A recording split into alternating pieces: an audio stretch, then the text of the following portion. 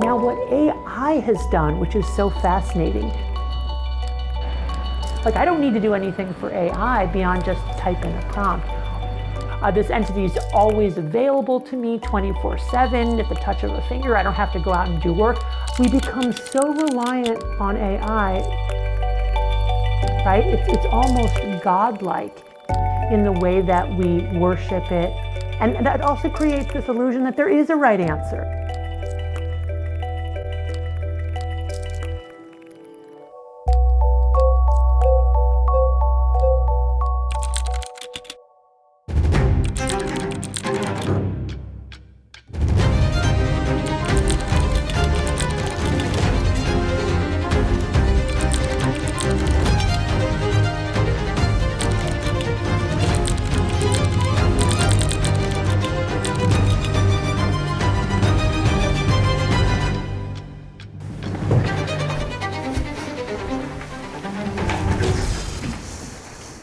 Could you introduce yourself? Sure. My name is Anna Lembke. I am a psychiatrist and also professor of psychiatry and addiction medicine at Stanford University School of Medicine. I'm also author of the book Dopamine Nation: Finding Balance in the Age of Indulgence. Have you ever experienced AI addiction yourself? Okay. Yeah, so I am so worried about my own getting addicted to AI that I try to use it very, very little. And I'm loath to use AI as a companion because I'm quite sure that I would be very susceptible to the kind of, flattery and you're so wonderful and your husband's wrong and you were right. And I don't want to go there because I know, from years of being a psychiatrist, that in order to make relationships work, we have to do the work of relationships, right? We have to engage in that inevitably messy process of working our problems out with each other. And that also creates this illusion that there is a right answer, that there's one perfect answer, and if only I can find it, then I'll be perfect myself and the relationship will be perfect. And that's just not how life is.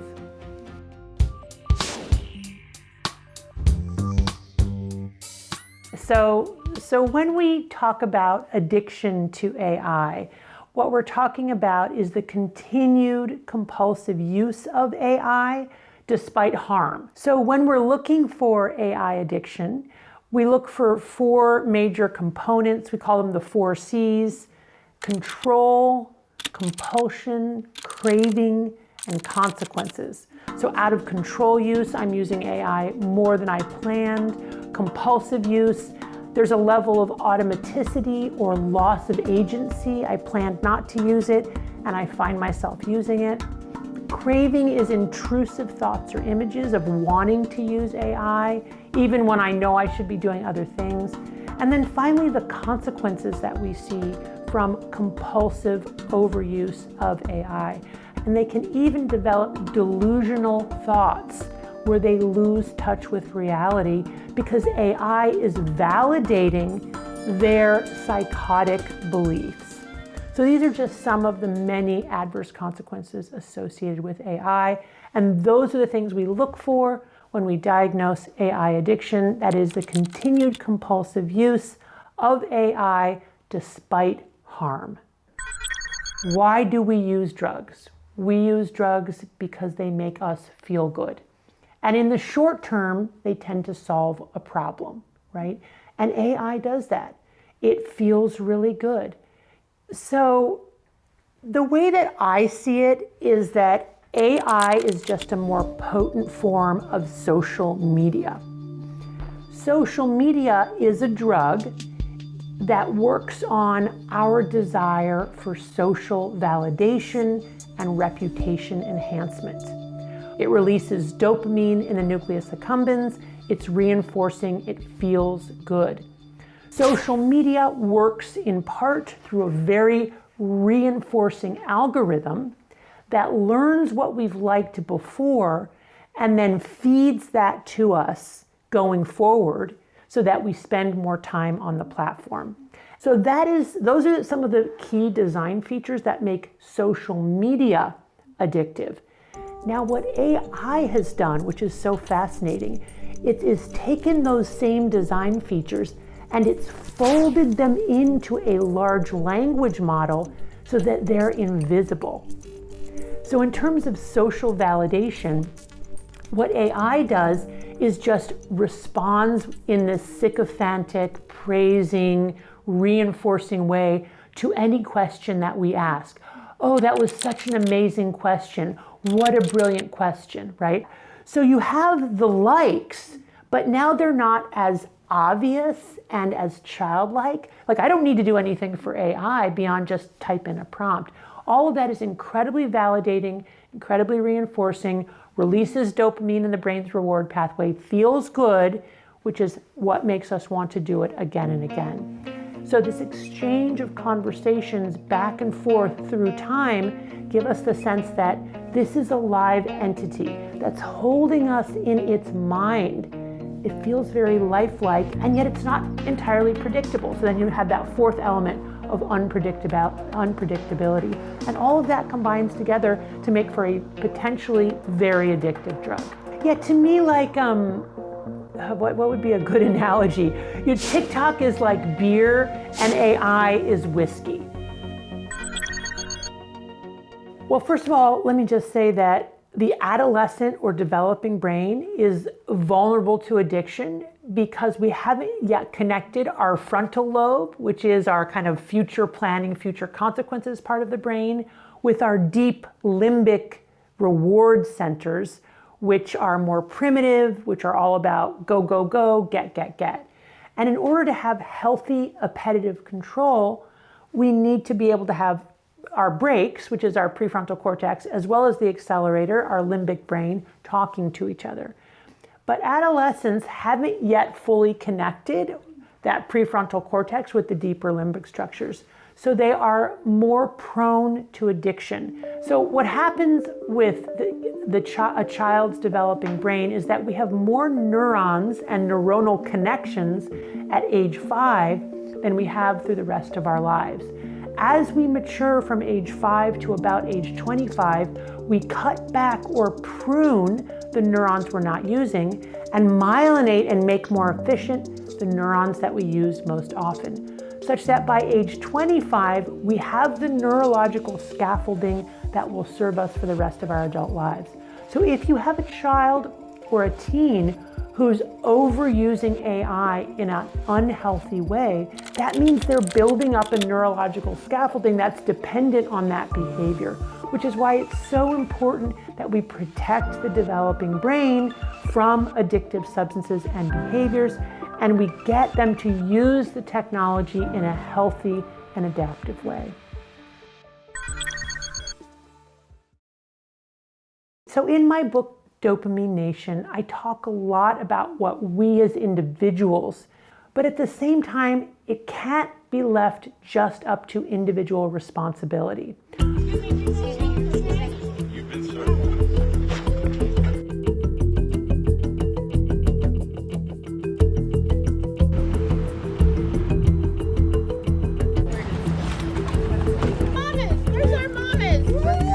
We've sent a message with this that you will be held accountable. These are platforms which have been engineered to be addictive. The algorithm is innately addictive. And so the corporations that make and profit from these platforms, in my opinion, have an obligation to reduce or change these technological affordances so that the platforms that kids access are not as addictive.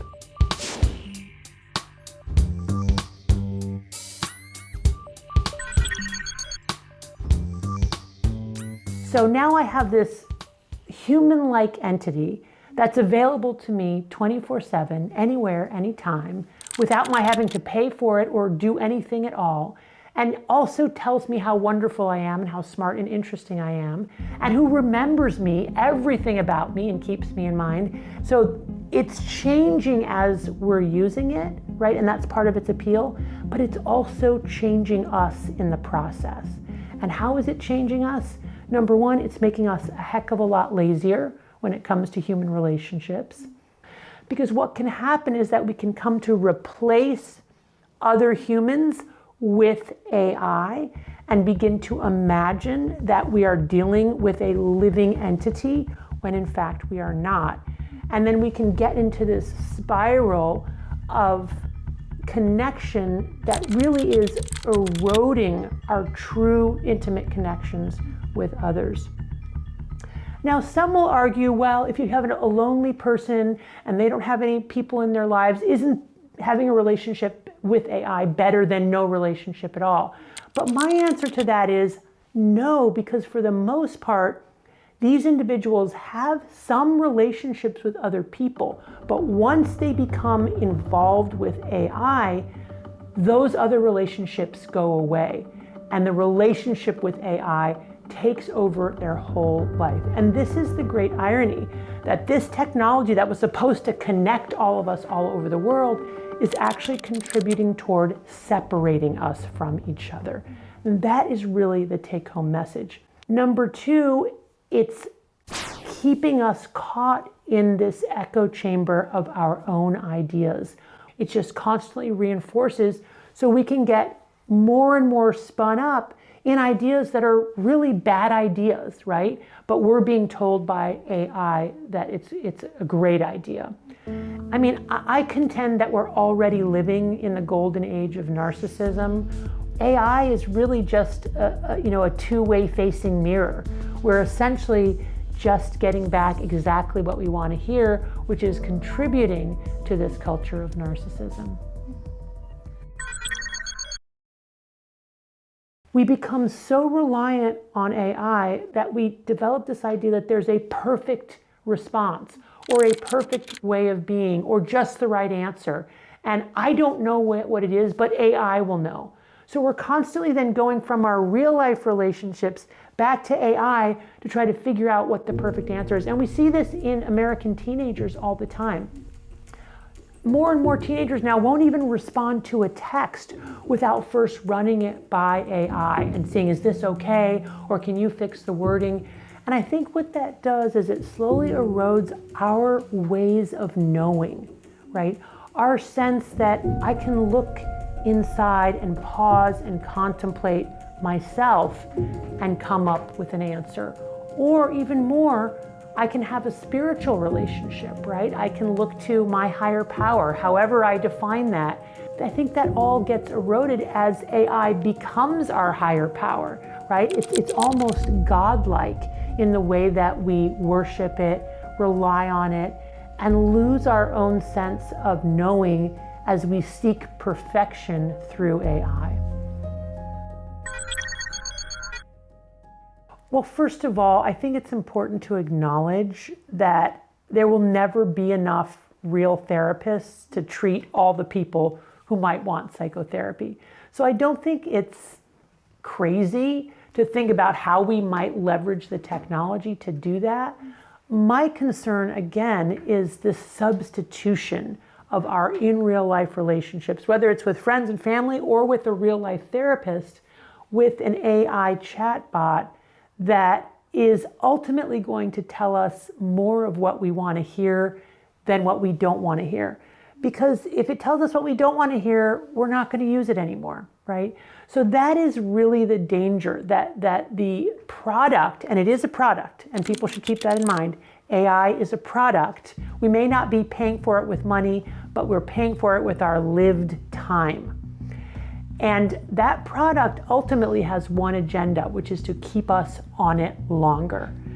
And to do that, it is going to tell us what we want to hear. But sometimes the very best therapy tells us exactly what we don't want to hear. Yeah, I don't know. It depends what door, it depends what door, because like I said, we see now individuals who use AI as informal therapist to try to parse or understand their real life interpersonal conflicts. And the result is that those conflicts get worse. They don't get better, they get worse, because the AI chatbot basically validates everything the individual says and encourages conflict. So what we're seeing in clinical care is people, for example, in difficult marriages, and every marriage has its conflicts, who then turn to AI for marriage advice. And often it's some small conflict, not a big deal.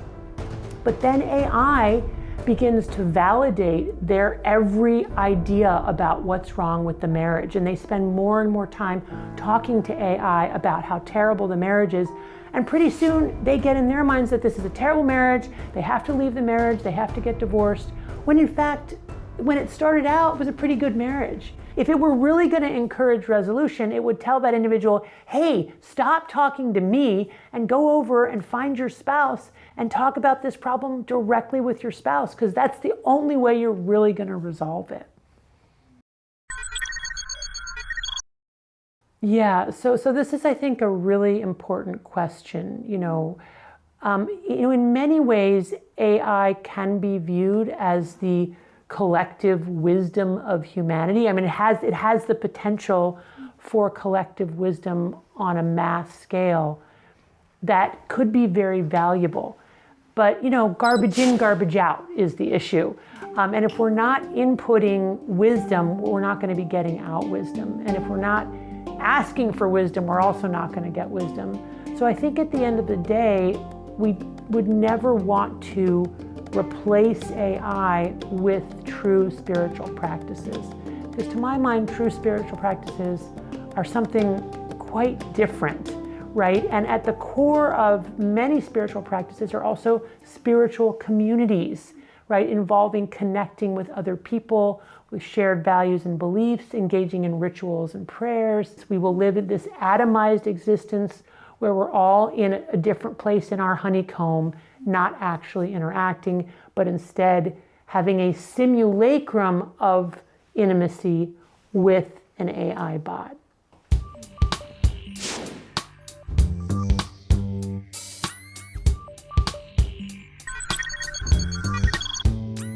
Yeah, so I mean, the fact that so many Gen Zers would actually pay money if everybody got offline, this was a study that was done, really speaks to the ways in which I think more and more of us feel trapped in this vortex, the technology, where we feel forced to use it, but we know it's not making us happier in many ways.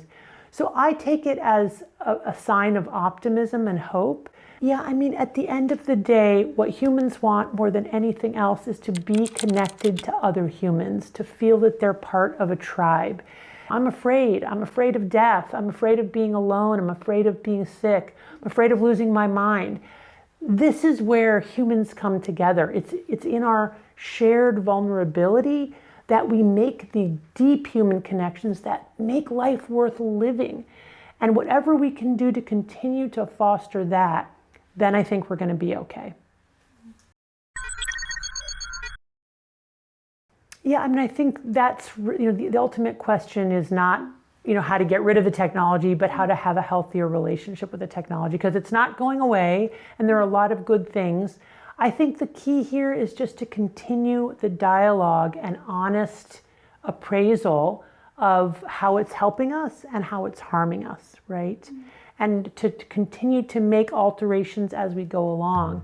First of all, as a writer, it's incredibly tempting to want to get AI. Let's say I'm writing my next book, and I'm struggling with, a sentence or struggling with how to phrase something. It's very tempting to want to go to AI and say, how would you phrase this, or what would you say here? But I don't do that, and the reason I don't do that is because, number one, I think ultimately the true satisfaction from writing comes from having come up with it myself, right? That burst of creativity that comes often only after a period of frustration and uncertainty, and then this kind of resolution into creativity that doesn't even feel like it was me. It feels like it came through me. So as a writer, I'm very reluctant to use it and use it very, very little.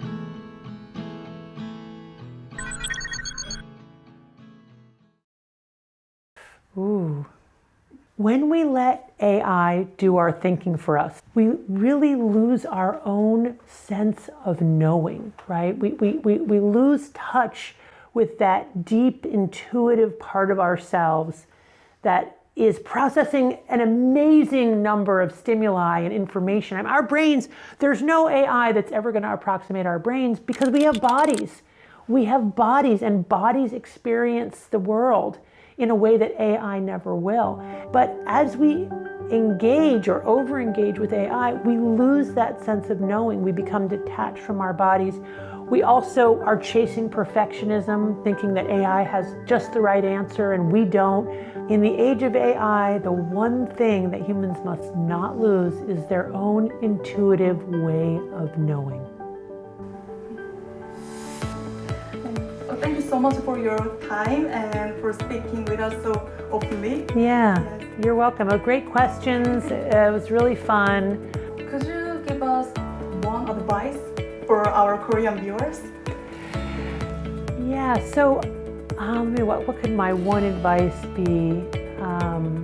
So if I had one advice for Koreans living in this hyper-technical, hyper-fast, technological age, it would be take some time out every day to connect with your body, not using a device, so no, heart rate measurements or smartwatches.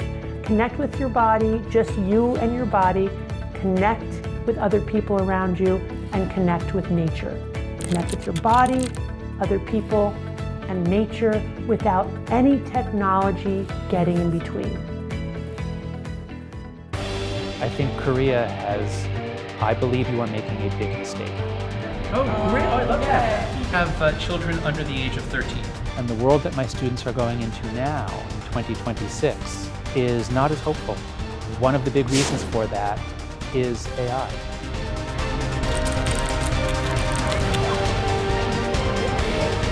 I urge Korea to stop. Yeah, Korean people are, I have never met a Korean person who wasn't kind and warm. You're all very, very kind. You want me to look at the camera or not? Bye! Bye, Anna.